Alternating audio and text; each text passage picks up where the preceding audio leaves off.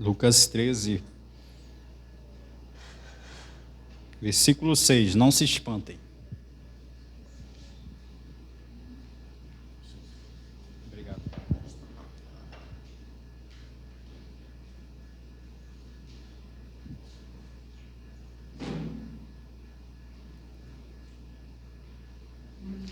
Lucas 13, versículo 6, diz assim: E Jesus contou a seguinte parábola.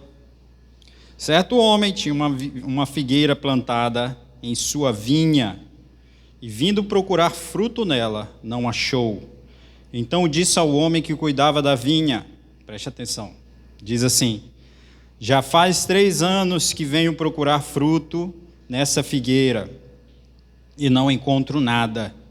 Portanto, corte-a, porque ela ainda está ocupando inutilmente a terra. Desculpa, é uma pergunta. Vou refazer. Porque ela ainda está ocupando inutilmente a terra. Mas o homem que cuidava da vinha respondeu: Senhor, deixe-a ainda este ano, até que eu escave ao redor dela e ponha estrume. Se vier a dar fruto, muito bem. Se não der fruto, o Senhor poderá cortá-la. Amém? Então feche seus olhos, vamos orar a Deus para que o Senhor nos dê graça nessa noite. Amém? Senhor, nosso Pai eterno, nosso Deus santo, Pai, nós pedimos ao Senhor que o Senhor nos dê graça nessa noite. E que o Senhor revele a nós, Senhor, algo da Tua palavra que nós estamos precisando, Deus, para nossas vidas. Que nós possamos extrair daqui, Senhor, algo que o Senhor queira nos dar, algo que o Senhor tem para nós, que está reservado para nossas vidas e que nós podemos levar. Senhor, te agradecemos por isso em nome de Jesus. Amém. Você pode se assentar. Irmãos, nós lemos aqui um texto que é a 3ª vez que vai ser pregado aqui na igreja. Porque esse texto foi pregado na viração do ano, né, do 2022 para o 23, e o pastor veio com essa palavra, pastor Arão. E há 2 domingos atrás, o pastor Arão voltou a pregar sobre esse mesmo texto. E agora vem eu e prego novamente sobre o mesmo texto. O que acontece é que nós não devemos lutar contra o Espírito Santo do Senhor. Porque se o Espírito Santo está mostrando que nós devemos refletir sobre essa palavra, quem sou eu para dizer não? E a outra verdade é que a palavra do Senhor era tão rica que se houvesse apenas uma página da palavra de Deus, já seria suficiente para nós vivermos toda a nossa vida. E o Senhor, ainda assim, seria capaz de revelar todos os dias algo diferente para nós. E essa palavra, eu vou dizer uma coisa para vocês, eu confesso que eu já li os evangelhos e ela não tinha me chamado a atenção, nunca. Mas quando o pastor pregou essa palavra, na virada do ano, eu falei para a Andressa, eu falei assim, eu não conheço um texto mais apropriado para ser pregado na virada de um ano. Porque eu não sei se você reparou, mas aqui nesse texto ele conta uma parábola de um senhor que tinha uma vinha e tinha nessa vinha uma figueira. E aí o senhor vai lá e diz assim, olha, já faz 3 anos que eu venho aqui. E já faz 3 anos que eu venho aqui e nada encontro nessa árvore. Então o senhor diz, pode cortar. Passa o machado nela, porque essa árvore é inútil. Ela só está ocupando a terra aqui nesse lugar. E aí o servo diz assim, meu senhor, vamos esperar mais um ano. Vamos esperar mais um ano. Eu vou fofar a terra, eu vou fazer de tudo para que essa árvore possa dar alguma coisa. Vamos esperar mais um ano. Por isso eu não conheço uma palavra que seja tão apropriada para a gente. Quando se passa um ano, para nós lembrarmos de que o aviso do Senhor para nós é esse. Ele vem ver quais são os frutos que nós temos dado. E se nós não temos dado fruto, a mensagem é muito clara.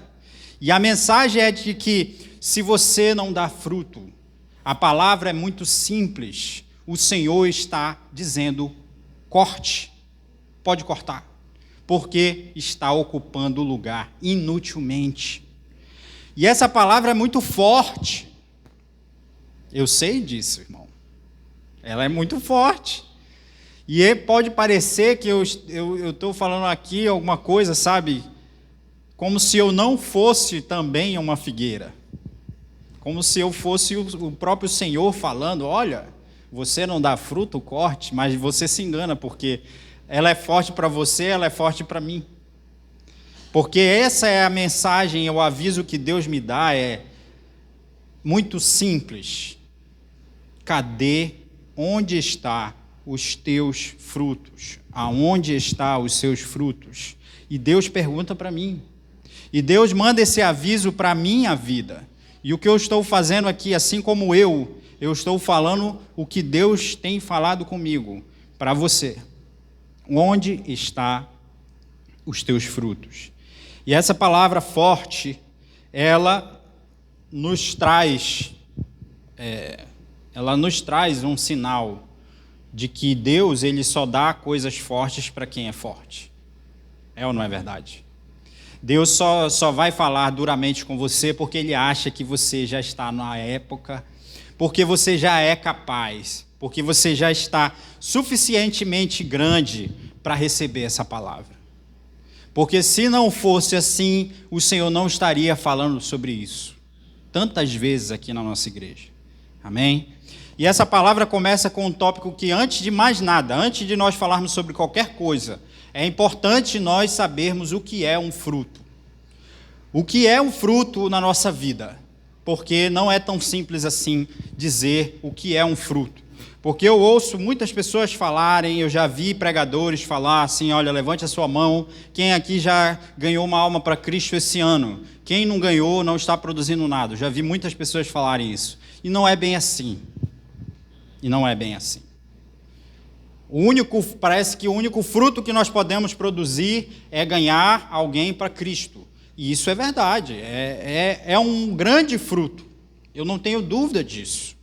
De que ganhar uma alma para Jesus, por assim dizer, usando esses termos, é um fruto muito grande que nós podemos produzir. Isso não tenho dúvida.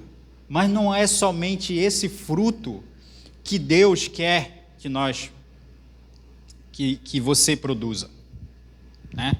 Então, antes de mais nada, o que é um fruto nesse contexto espiritual? O que é um fruto? O fruto, ele é quando todo o investimento que é feito numa árvore, todo o investimento que é feito na planta, ele se transforma em um benefício para quem está ao redor daquela planta, para quem está próximo daquela planta.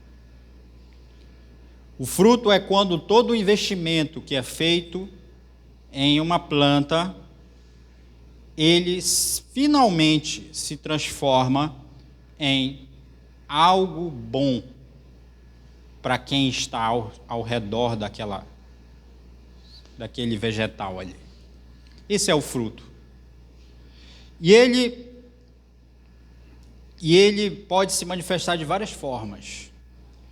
Ele pode se manifestar como uma sombra, ele pode se manifestar como um refúgio, ele pode se manifestar como uma beleza, porque é na árvore que os pássaros fazem os ninhos, porque é lá que muita coisa acontece. E esse também é um benefício que uma árvore proporciona. Mas além de todos esses benefícios que eu disse para você, é quando a árvore ela produz de fato um fruto, é quando ela realmente mostra o seu valor. É quando ela realmente mostra que aquilo que foi investido nela, ela devolveu algo maior. Porque se você for observar uma árvore, você investe o que numa árvore? para que ela cresça. Você investe alguns minutos por dia colocando água, cuidando daquela árvore, isso e aquilo, e no final de vários anos, aquela árvore ela produz uma fruta. E aquela fruta é finalmente o real valor daquela árvore. É pela fruta que você vai dizer se aquela árvore ela tem ou não tem valor. E é através do fruto que a árvore nutre outra pessoa, outro ser. Então você planta uma mangueira e ela demora para dar fruto. Ela cresce, ela vai, se desenvolve, passa muito tempo. E finalmente essa mangueira ela produz uma manga. E aquela manga ela vai nutrir outro ser. Pode ser um pássaro, né? Pode ser, cadê o irmão que pregou aqui sobre o fruto uma vez? Ele não pode ver uma árvore com fruto, né? O Gelson, né? Ele falou várias histórias aí sobre que ele vai atrás do fruto na árvore e aí, vocês se lembram disso, né? E aquele fruto, ele nutre outra pessoa. Você vai lá, você pega aquele fruto, você come, e aquilo vai fazer você ter energia, você vai ter disposição, você se alimentou daquela árvore. Ou seja, o fruto é quando a árvore nutre outra pessoa, outro ser que está ali ao seu redor. E o fruto, quando uma árvore dá fruto, ele é um sinal de que a árvore está adulta.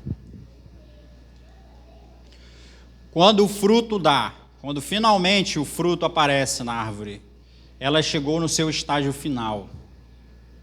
Não quer dizer que ela vai morrer, né? Eu estou dizendo que finalmente, quando aparece o primeiro fruto, aquele que plantou a árvore diz: olha, valeu a pena eu ter investido o meu tempo nessa árvore. Porque eu não investi meu tempo nessa árvore simplesmente porque ela dá sombra, porque ela é bonita, mas eu investi nessa árvore para um dia vir aqui e encontrar o fruto nela. E nesse estágio, a árvore, ela chegou ao seu nível de maturidade, que ela foi capaz de gerar algo que vai abençoar a vida de outra pessoa. Amém? Então é o estágio final de desenvolvimento da planta. E a Bíblia, ela está repleta no Novo Testamento falando sobre fruto. E tem um detalhe: quase todas as passagens em que a Bíblia fala sobre fruto, ela se relaciona muito com o Espírito Santo. Isso quer nos mostrar de que esse fruto que eu estou falando para você, esse estágio que você produz algo e que abençoa alguém, que você chega num nível de maturidade, ele não é gerado por você. Ele é gerado com você e o Espírito Santo de Deus. O Espírito Santo é como se fosse a água da planta. É como se fosse o sol da planta em nós. Sem isso, nós não vamos conseguir produzir esse fruto referido aqui. Sem isso, não vamos conseguir produzir. Sem o Espírito Santo na nossa vida, para nos levar ao estágio em que nós finalmente vamos produzir algo de bom, e que o Senhor vai olhar e vai se agradar de nós. Só vamos chegar nesse estágio quando nós estivermos com o Espírito Santo de Deus.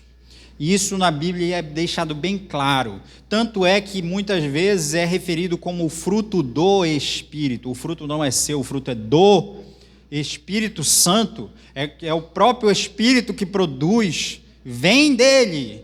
Amém? Glória a Deus.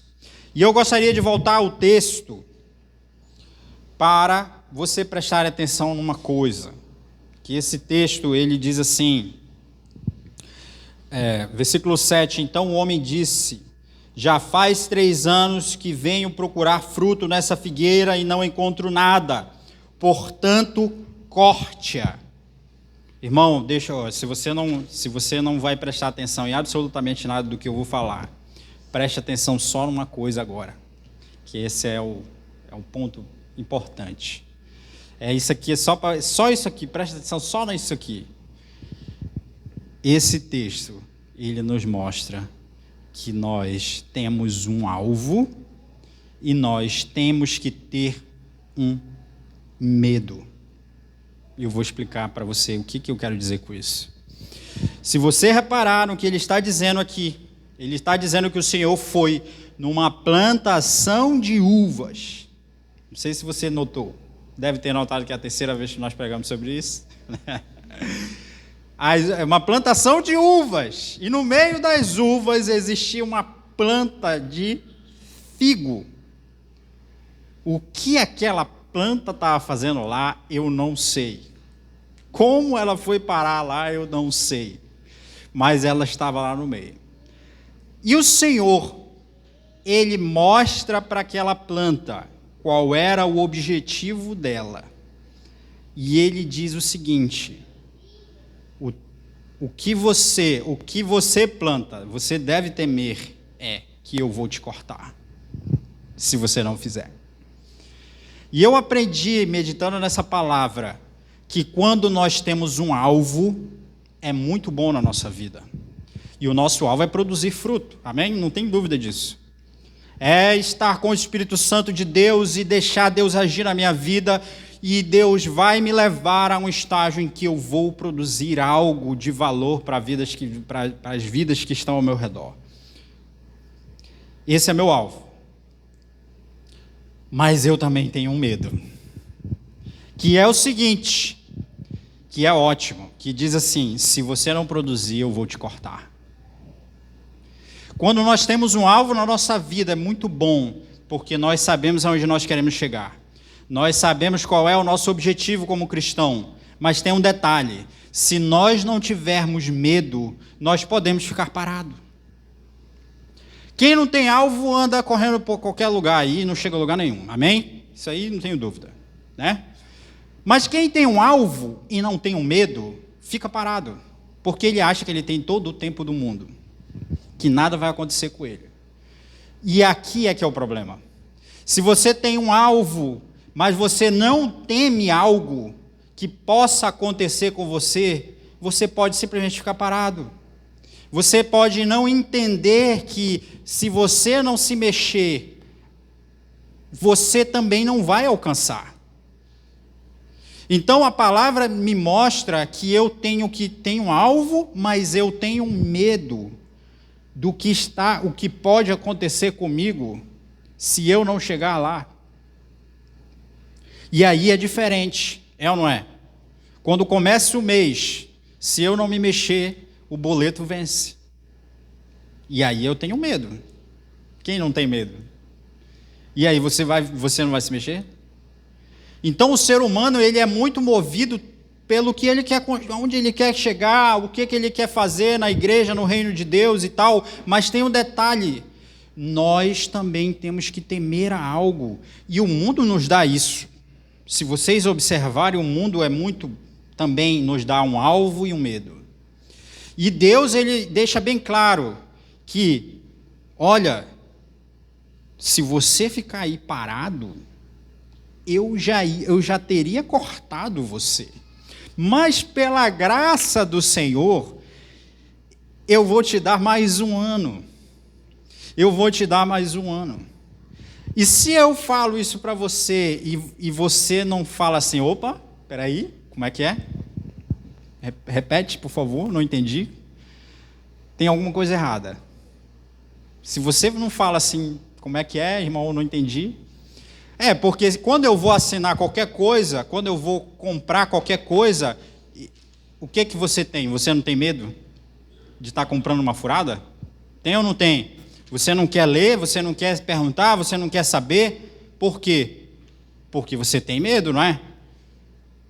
de acontecer alguma coisa errada, de não dar certo, disso e daquilo? É ou não é? Eu, com certeza, porque vocês também são igual eu, né? Vocês vão querer ler, vão querer olhar, e a palavra do Senhor está dizendo assim, olha, é o seguinte, as coisas funcionam assim, você tem que chegar lá, mas se você ficar parado, o machado vai passar. Ai, irmão, meu Deus, eu não sabia disso. Eu estou te avisando agora, se você não sabia. Eu estou te avisando agora se você não sabia. E aí, irmão, é o seguinte, eu volto a dizer, quando nós falamos algumas pregações assim que é dura, dá um certo impacto na gente. Porque a gente fala assim, opa, meu Deus, a gente, pelo menos eu ligo um estado de alerta. Liga uma luz amarela, né? Laranja. Será que, meu Pai do céu, é isso? Mas, irmão, eu quero só deixar um esclarecimento aqui, só uma observação à parte. Eu não estou falando sobre o amor de Deus. Não sei se vocês repararam isso. Eu não estou falando que Deus vai deixar de te amar, de que Deus vai te abandonar, de que Deus não gosta de ti. Eu não estou falando que você vai perder a sua salvação, eu não estou falando que você vai ser um desprezado por Deus. Eu estou dizendo que o Senhor quer ver fruto na sua vida, mas Ele só quer ver fruto na vida daquele que Ele sabe que já está na hora de dar o fruto. Porque a palavra diz que Ele olha a terceiro ano, Ele já estava esperando há 3 anos, e tem um comentário na Bíblia aqui que diz o seguinte, Deus não iria, o dono não iria lá exigir fruto nos primeiros anos, porque ele sabia que aquilo não era o momento. Então, o que eu estou pregando aqui não é um Deus carrasco, até porque a Bíblia nos mostra de que ele não vai fazer isso neste momento. Né? Ele está te dando uma... Se você está vivo, você está vivo? Amém ou não amém? Se você está vivo, ele ainda não te cortou. E ele também não voltou, né? Então ele está te dando mais um tempo. Isso não quer dizer que ele não te ama. Isso não quer dizer que você não é salvo. Isso não quer dizer isso.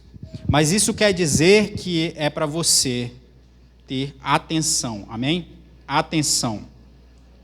Então, nesse ponto que eu disse para vocês, nós precisamos de um alvo. Eu tenho que produzir fruto.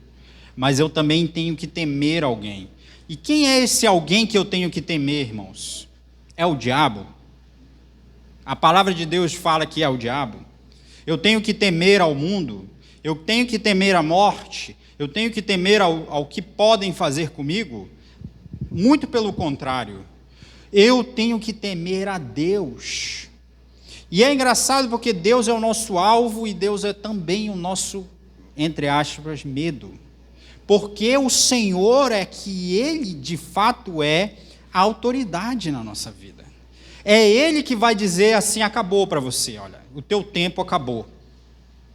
É Ele que está no controle de todas as coisas. É o Senhor que sabe de tudo, é o Senhor que conhece a tua vida. E é Ele que eu temo. E é Ele que você tem que temer. Temos que temer a Deus, porque Deus é quem é o soberano acima de todas as coisas. Amém? Tememos ao Senhor. Amém? Então, nós temos que ter um medo, porque o medo nos faz correr mais rápido. Eu brinco aqui com o pessoal, né, com o Henrique Filho, eu falo assim, olha, eu vou correr aqui na João Paulo, eu vou correr na João Paulo. Aí eu uso de uma estratégia, que eu corro para um lugar bem longe, e aí de vez em quando já fica escuro, eu corro mais rápido porque eu fico com medo. Eu corro mais rápido, eu esqueço o cansaço, eu estou aqui, por quê? Porque eu estou com medo, porque já ficou de noite, eu estou lá num lugar longe, eu tenho que chegar em casa logo.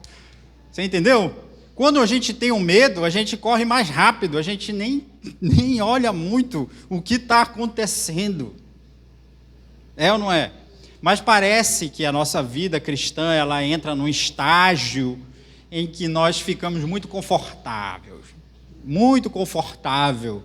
Somos uma planta já grande, velha, e estamos ali há muito tempo e não temos medo de nada. Não temos urgência para nada.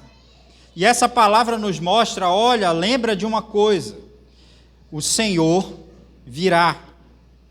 E quando Ele vir e você não tiver nenhum fruto, Ele vai mandar cortar. Amém? E o próximo ponto é: qual é a sua desculpa? Eu falei aqui que a gente tem um alvo, tem um medo, e aí a minha pergunta é: qual é a sua desculpa? Quando eu falo para você, nós temos que produzir fruto, nós temos que produzir algo que vai beneficiar alguém, que vai nutrir outra pessoa, alguém que está necessitado daquilo, qual é a sua desculpa? Por que você não faz? Por que você não produz o fruto? Eu estou perguntando isso porque eu tenho certeza que todos nós damos desculpas. Todos nós damos desculpas. E talvez a sua desculpa você vai dizer que eu estou sozinho. Senhor, eu estou sozinho. Senhor, eu não sou forte o suficiente. Deus, eu não tenho dinheiro. Eu não nasci para isso. Eu sou pequeno. Eu sou pobre. Não tenho tempo. Senhor, eu estou com um problema de saúde. Deus, eu não tenho conhecimento. Senhor, eu tenho vergonha. A minha vergonha me impede. Deus, essa aqui também é muito boa. Depois eu faço. Depois eu faço isso. E é engraçado que também tem aqueles que dizem assim: eu sou muito pobre, Senhor, por isso eu não vou. E tem outras pessoas que dizem: eu sou muito rico, Senhor, eu não vou. Como que eu vou me libertar de tudo isso que eu tenho para ir? E tem outras pessoas que dizem: eu sou muito velho para ir. E tem outros que dizem: eu sou muito novo. Senhor, eu sou muito novo. Tem algumas pessoas que falam assim: eu sou muito pequeno, né? E outros dizem: Senhor, eu sou muito grande, como eu vou me rebaixar? Como é que eu vou me humilhar para fazer algo para o Senhor? Você notou que, na verdade, a desculpa é furada? Você já notou? Porque se você tivesse muito, você diria que você tem muito. Você não pode ir. Se você tivesse pouco, você diria que você tem pouco, que você não pode ir. Você entendeu? Então,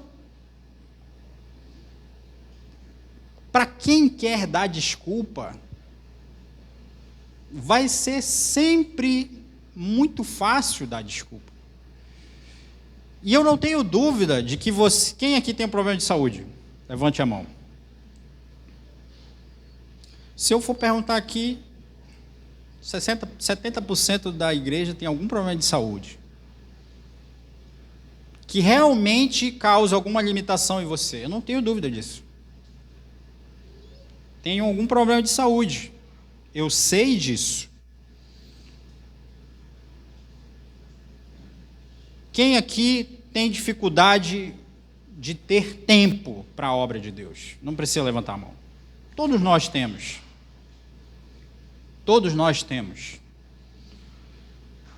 Mas, se nós tivéssemos muito tempo para a obra do Senhor, ou para a obra não, se tivesse sobrando muito tempo, estaria alguma coisa errada.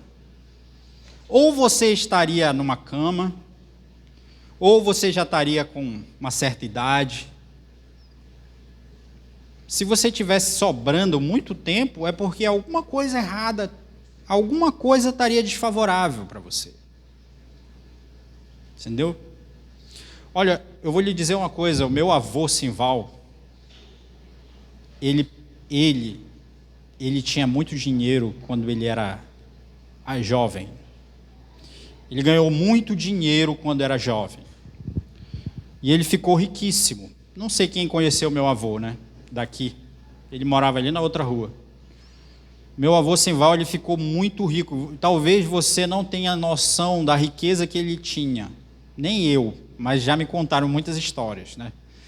Ele ficou muito rico, tá? Enfim.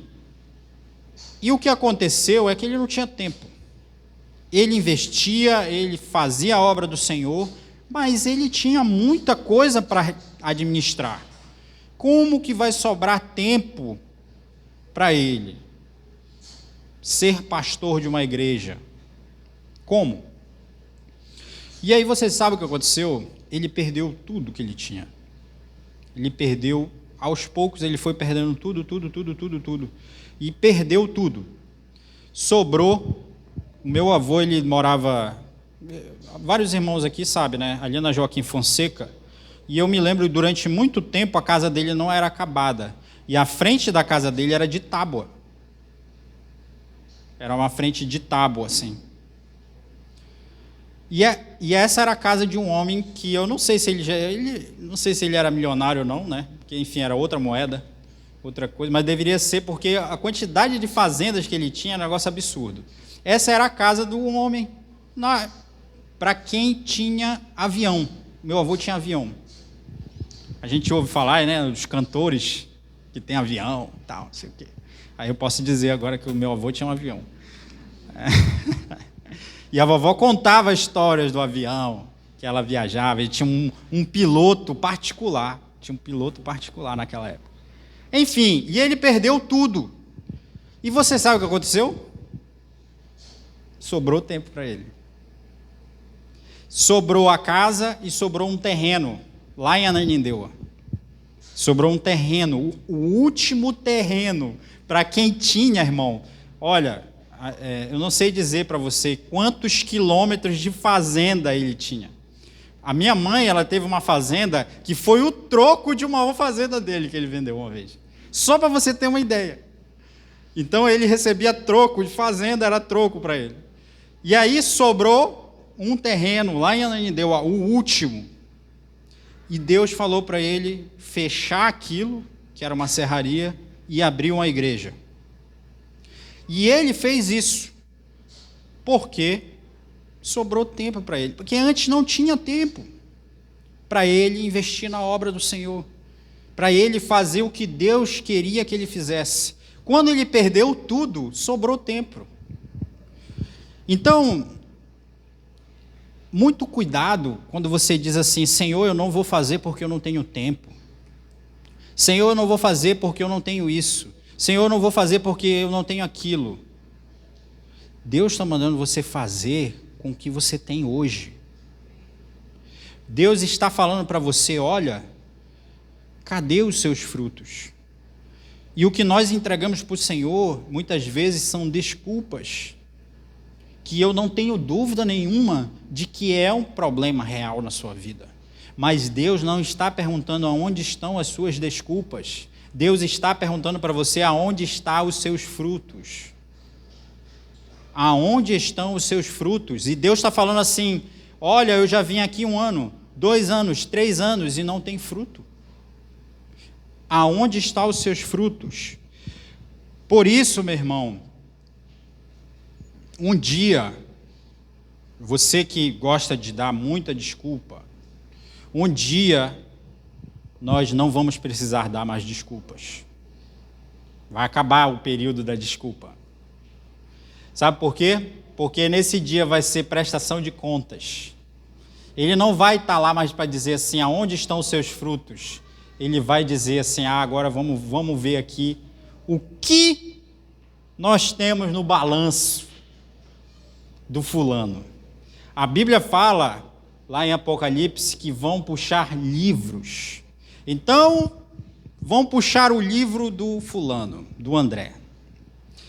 E vão começar a ler as obras que eu fiz, aquilo que eu fiz. E vão dizer uma a uma. E a questão é: o que será que vai acontecer? Será que ler esse livro, vai estar escrito de que o Senhor se agradou de mim? Ou se vai estar nesse livro de que eu nada fiz? De que as minhas desculpas que eu não fiz por causa da minha saúde, porque eu não fiz por causa do meu emprego, porque eu não fiz por causa da minha situação tal. O que será que vai estar escrito lá, irmão? E eu venho te dar um alerta, outro alerta, que é o seguinte: se você dá muita desculpa, você vai se tornar bom nisso. Porque tudo aquilo que nós fazemos demais, frequentemente nós nos tornamos bons. A sua desculpa ela vai ser tão boa que você mesmo vai se convencer dela. Você vai ter certeza. Meu aviso sonoro aqui já está apitando. Você vai ter certeza de que realmente eu não posso, de que realmente eu não posso fazer mais, de que eu não consigo. Mas sabe por quê? Porque você está falando isso para você mesmo. Você está falando isso tanto que você mesmo acredita. E tem mais, você fala isso para as outras pessoas que estão ao seu redor e essas outras pessoas também acreditam em você. Por isso, muito cuidado, se você gosta muito de dar desculpas e fugir do real confronto, que é olhar no espelho e se enxergar. E enxergar quais são suas limitações e o que você vai fazer para superar essas limitações. Amém? Irmãos, o tempo está passando. A parábola diz que 3 anos se passaram e que o Senhor ia dar mais um ano. E isso, o tempo está passando. E o tempo é nosso inimigo, irmão. Porque se nós ficarmos parados, sem fazer nada, seremos cortados. Então, tem que nascer na minha vida, na sua vida, um sentido de urgência. De urgência para avançar. Você está passando por um obstáculo? Você tem que avançar. Você tem que conseguir passar essa fase.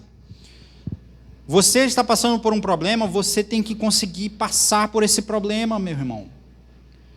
Você tem que conseguir extrair forças e conseguir conselhos para passar essa fase, para você não ficar preso nesse mesmo lugar por mais tempo.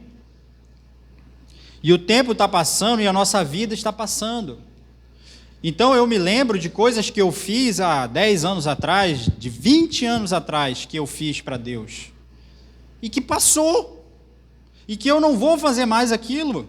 Eu tive a oportunidade de fazer aquilo quando eu era adolescente. E se eu fiz, eu fiz. Se eu não fiz, não fiz. Hoje o Senhor está te dando novas oportunidades.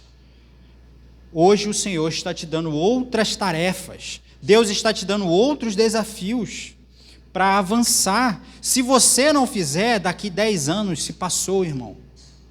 Agora é outro. Passou. A fase da sua vida é outra.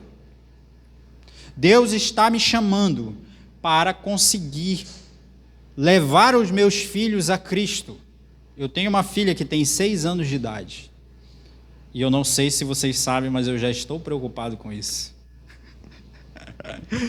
E eu já oro para que ela um dia entregue o coração dela a Cristo. Porque essa é a fase que eu estou vivendo agora. Ah, mas eu vou orar quando ela tiver 13 anos. Olha, eu vou te dizer uma coisa. Quando ela tiver 13 anos, se eu começar a orar, não sei não, viu? Porque já vai estar um pouquinho avançado o negócio. Então eu já oro para que ela entregue o coração dela a Cristo. E eu tenho que conseguir mostrar para eles o que é o amor de Deus. E conseguir mostrar para eles, apesar de todos os meus defeitos, quem é Deus. E isso é um baita desafio.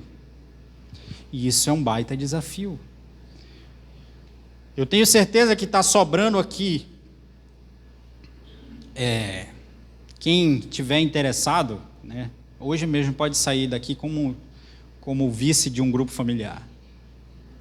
Porque estamos precisando de pessoas. Estamos precisando de pessoas que vá liderar um grupo familiar. Lá não sei aonde, não vou dizer aqui, não vou dizer aqui alguma localidade exata, porque eu não estou me referindo a nenhum lugar específico, mas que tenha só 2 pessoas lá. Você quer? Eu tenho certeza que se eu chamar aqui para vir cantar aqui na frente, muitas pessoas querem. Mas você quer liderar um grupo familiar de 2 pessoas que vai uma, quando vai uma, o outro falta? Você quer ir lá? Você quer? Você quer estar lá toda semana? No horário? Você quer? Você quer discipular um jovem que não está mais, que vem um domingo sim e 5 não? Que está sumido da igreja? Você quer ou não quer? Porque não é dar fruto, não vão tocar não vai vir um violino tocar uma melodia para você, servir uma água gelada, você vai se sentar na cadeira e você vai esperar até o momento que você vai ter um fruto. O fruto, ele vai exigir de você fazer algo que ninguém quer. Vai exigir de você fazer algo que ninguém quer. E por isso eu quero abrir a minha Bíblia em Mateus 21, para a gente terminar.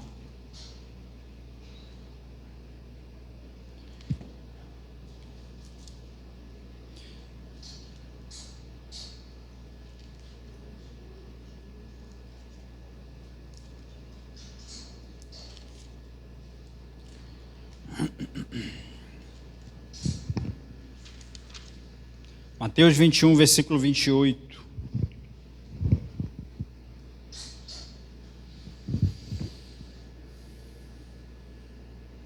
Diz assim: um homem tinha 2 filhos. Chegando-se ao primeiro, disse: Filho, vá hoje trabalhar na minha vinha. E ele respondeu: Não quero ir. Mas depois, arrependido, foi. Dirigindo-se ao outro filho, o pai disse a mesma coisa. E respondeu: Sim, Senhor. Mas não foi. Preste atenção. Qual dos 2 fez a vontade do pai? Eles responderam: o primeiro. Então Jesus disse: em verdade lhes digo que os publicanos e as prostitutas entrarão no reino de Deus primeiro do que vocês. Essa parábola, ela é para mim um ensinamento de vida, de como funciona a obra de Deus. Essa parábola, eu não consigo nem descrever quão boa essa parábola é para descrever o reino do Senhor. Sabe por quê? Porque a parábola diz que o Senhor disse para o primeiro: vai trabalhar na minha vinha. E o primeiro disse: eu não vou. Mas foi. E o segundo disse: eu vou, mas não foi. E Jesus é bem claro dizendo que aquele que tinha dito que não ia, mas foi, ele tinha feito a vontade de Deus. E aqui, irmãos, é o ponto que eu estava dizendo para você, que para servir na obra de Deus e para nós darmos fruto, nós vamos ter que fazer aquilo que nós não queremos. Porque não é só glória, não é só reconhecimento. Muito pelo contrário, é o inverso disso. É fazer aquilo que ninguém vê, que ninguém agradece, que chove críticas, que chove comentários, e isso e aquilo, e que ninguém está disposto a ir. É para lá que Deus quer me mandar.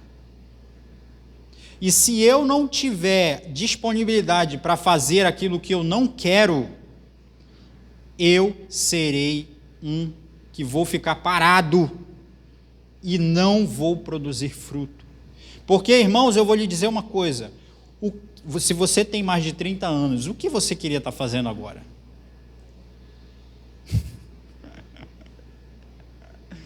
O que você gostaria de estar fazendo neste momento?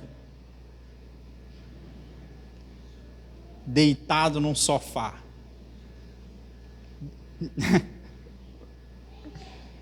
Né? Se deixasse, a gente queria estar fazendo isso todo dia, toda hora. Mas eu vou lhe dizer uma coisa. Quem faz o que quer é criança. E ainda assim eu ainda brigo com meus filhos. Porque eles não podem fazer só o que eles querem.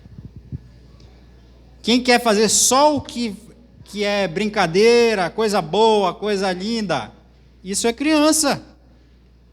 Porque eu tenho certeza que tem dias que você não quer acordar e você acorda do mesmo jeito. Eu tenho certeza que você não quer ir trabalhar, mas você trabalha do mesmo jeito. E no reino de Deus, ele está dizendo assim, olha, você não vai fazer aquilo que você quer, você vai fazer aquilo que eu estou mandando, e vai fazer aquele que teme ao Senhor. Aquele que diz assim, eu vou, Senhor, eu não quero ir. O Senhor sabe que eu não quero ir, mas eu vou. Eu vou lhe dizer uma coisa, eu sou líder do grupo familiar dos adolescentes. E eu já disse isso para eles, tá? Não é segredo. E eu já disse para eles assim, olha, várias vezes eu não queria vir. Várias vezes eu não queria vir. Sábado, 6 horas da tarde, eu tenho que ir para o grupo familiar. Mas você sabe o que eu faço? O pensamento vem e o pensamento vai. Não teve nenhum dia que eu falei assim, hoje eu não quero ir. Eu peguei e falei assim, olha, não vai ter grupo. O pensamento vem, a vontade vem, mas a vontade vai. Por quê? Porque eu não faço o que eu quero. Pelo menos eu tento não fazer. E eu vou do mesmo jeito. Eu estou fazendo o que essa palavra está dizendo, Senhor, eu não quero ir. Mas eu estou dizendo isso e eu estou tomando meu banho. E eu estou colocando a minha camisa. Por quê? Porque eu estou dizendo, eu não quero ir, mas eu vou do mesmo jeito. E você sabe o que acontece? Quando chega lá no grupo, eu não quero mais terminar o grupo. Começa a acontecer um monte de coisa e eu não quero mais acabar. Você entendeu? Eu não queria ir, mas depois que eu fui, o Senhor mudou tudo. Deus coloca uma coisa no nosso coração. Você entendeu? E parece que muda tudo. E aquele pensamento de que eu não queria fazer, eu não queria ir, eu nem me lembro mais. Já sumiu. E você quer outra coisa? Como eu não faço o que eu quero, eu tenho mais facilidade em dizer assim, Senhor, eu não quero, mas eu estou indo. No caminho, eu estou no caminho e estou dizendo, Senhor, eu não quero ir. Mas por quê? Porque a primeira vez que esse pensamento veio, eu coloquei ele de lado. A segunda eu coloquei de lado. A terceira eu coloquei... Você sabe o que acontece depois? Fica automático. Fica automático. Ou seja, com o passar do tempo, eu tenho mais facilidade em dizer, eu não quero, mas eu vou. Eu não quero, mas eu vou. Quantas vezes o pastor Arão marca reunião aqui na igreja? 9 horas da manhã do domingo. E eu digo, eu não quero, mas eu vou. Eu estou lá na minha casa, tomando meu café, pensando, eu poderia ficar em casa hoje. Quantas vezes tem ensaio do Ministério de Louvor aqui?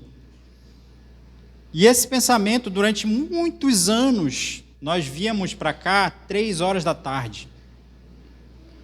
Nós tínhamos ensaio, tal coisa, e sempre assim. Você quer saber, irmãos? Você se acostuma, porque você sabe que você não está com vontade, mas Deus está te mandando, e daqui a pouco você já vai estar gostando do negócio. Entendeu? Daqui a pouco você já mudou de ideia.